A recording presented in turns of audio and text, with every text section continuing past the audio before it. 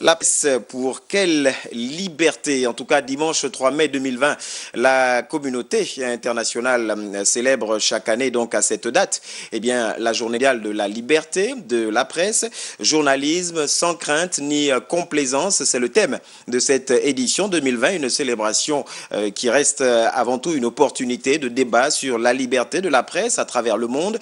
Et cette année ne fait donc pas exception, mais encore faut-il savoir de quelle liberté il s'agit. Une interrogation toujours de mise et d'actualité. Une analyse de Charles Obamondo. Une liberté totale, une liberté relative, une liberté partielle ou contextualisée. De quelle liberté s'agit-il en parlant de la liberté de la presse? Une liberté liberticide qui assassine et tue, une liberté lucide qui fait appel à la raison et à la conscience humaine, qui édifie et qui sauve.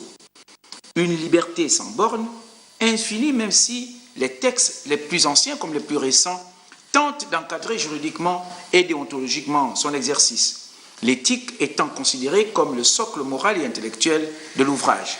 Quelques rayons, quelques lueurs d'espoir existent déjà.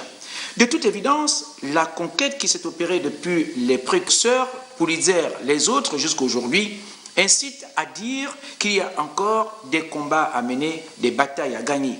Quels que soient les peuples, les nations, les circonstances, certains pouvoirs ayant toujours tendance à vouloir dominer ou contrôler les autres pouvoirs, la presse n'est-elle pas qualifiée de quatrième pouvoir, derrière, loin de l'exécutif, du législatif et du judiciaire?